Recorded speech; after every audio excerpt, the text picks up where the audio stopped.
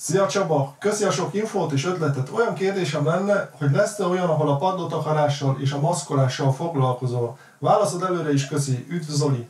Na látod, hogy lesz. Ebben a részben a padlótakarással foglalkozunk. Üdvözlök mindenkit!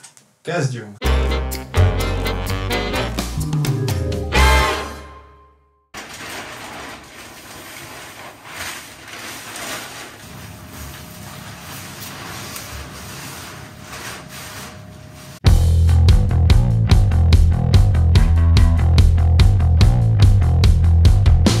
A fólia a legolcsóbb módja a padlótakarásnak. Festőmunkákhoz a legelterjedtebb a 40 és a 80 mikron vastagság. A 40 mikronos ugyan járható, de nem létrázható fólia, élesebb tárgy terhelésétől könnyen kiszakad, törmelékes munkára egyáltalán nem alkalmas, kisebb munkákhoz jó lehet, de nagyon nyűgös vele dolgozni. A 80 mikronos kb. 1000 forinttal drágább, de ez már strapabíróbb, létrázásra alkalmas, de húzamosabb használat esetén érdemes a létre lábára valami puha anyagot rögzíteni. A fólia egyik legnagyobb hátránya, hogy egyáltalán nem környezetbarát. A mai világban ez is egy fontos szempont, ugyanis nem mindegy, hogy mekkora szemétdombot hagyunk hátra az utódoknak. Egy 2018-as felmérés alapján az építőipar 20%-át teszi ki a műanyag termelésnek. Nyilván ezért nagy részben nem csak a fólia a felelős, de ez is része a dolognak, ezért fontos megemlítenünk. A lerakhatóságát tekintve, van ilyen szó, hogy lerakhatóság? Megmunkálhatóságát tekintve nem a legkönnyebb vele dolgozni. Bár ez is nézőpont kérdése, mert ha csapatban dolgozik az ember, két személynek könnyebb a nagy fóliát széthajtogatni és beszabni.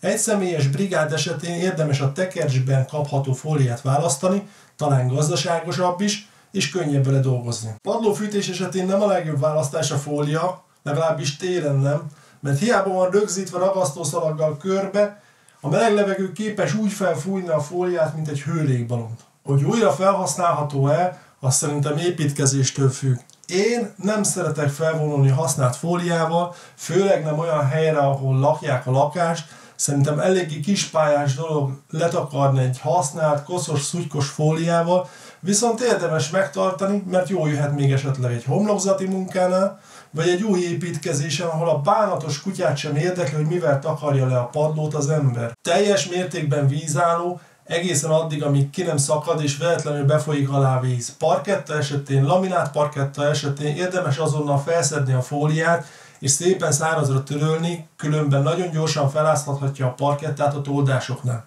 Ha úgy gondolod, hogy számodra a fólia nem a legjobb választás, akkor nézzük meg a következő takaróanyagot.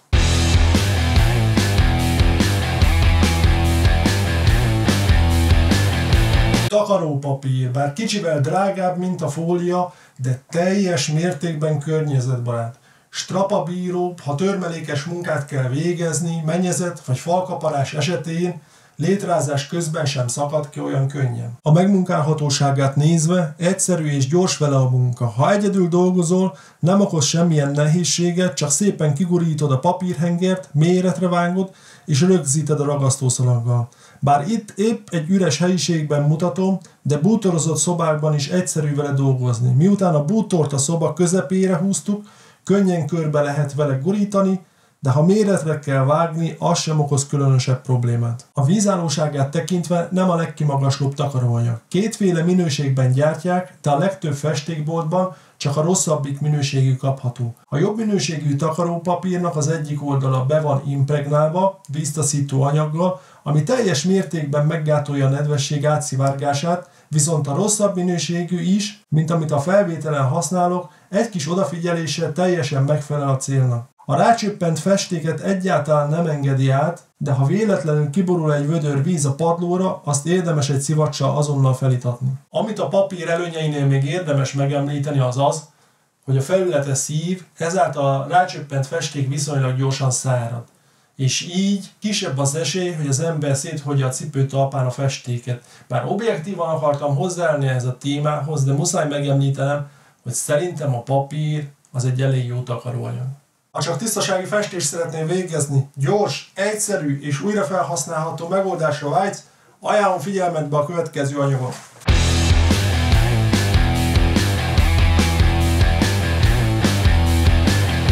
Ennek az egyik fele nagy szakító szilárdságú fóliából készül, A másik oldala újrahasznosított anyagokból van, drága, de gyorsan megvan vele a takarás, strapabíró, és nagyon sokszor használható. És ezeknek a pamutszerű anyagoknak köszönhetően nagyon gyorsan elszívja a rácsöppent festéket. Nagyobb felület takarásánál érdemes az anyagot 5-10 cm átfedéssel leteríteni.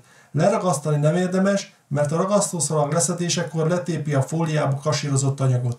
De nem is kell leragasztani, ez tényleg csak arra van, hogy az ember gyorsan kifeste a helyiséget, majd festés után összeszedi és viszlát. Ez közepesen környezetbarát anyagnak számít, bár tartalmaz műanyagot, de ha az ember nem köt kompromisszumot és tényleg csak tiszta munkákhoz használja, számtalan felújítást el lehet vele végezni, és így az ára is megtérül. Ha a speciális, nagyértékű, nagy becsben tartott padlóburkolatot akarsz letakarni, és fontos, hogy a takaróanyag hosszú távon állja a sarat, és a pénztárcád sem szab határokat, akkor lehet, hogy neked erre van szükséged.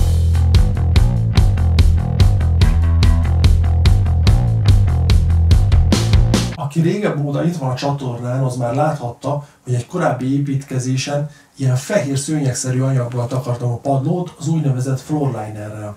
Úgy 10 évvel ezelőtt találkoztam először ezzel az anyaggal, és muszáj mondanom, hogy elképesztően jó takaróanyag.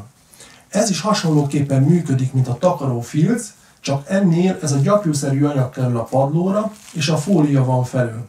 Ez a gyapjúszerű anyag be van itatva a ragasztóbevonattal, és magától tapad a felületre. A világ legjobb takaróanyaga, és lépcsőfeljárót is gyorsan, egyszerűen lehet vele takarni, és egyáltalán nem szükséges leragasztani. Nem az olcsó takaróanyagok közé tartozik, már luxus kategóriába sorolható, de az biztos, hogy a padlótakarásnak ez a legtökéletesebb módja. Magyarországon sajnos csak egy helyen lehet kapni, Budapesten, a Fatik parkettaboltban, és nagyon remélem, hogy a takaró, illetve a ragasztószalag gyártó cégek észbe kapnak már, és elkezdik a gyártását, hogy ne kelljen külföldről importálni. Tökéletes választás olyan munkáknál, amik hónapokig eltartanak, és a szakemberek állandó jelleggel kisbejárkálnak a helyiségbe. Tökéletes választás akár egy műemlék jellegű épület belső felújításán is, ahol több száz éves padlóburkolatot precízen meg kell óvni a sérülésektől, bármilyen felület takarására alkalmas, kerámia, parketta, szőnyeg, lépcső, konyhai munkalap,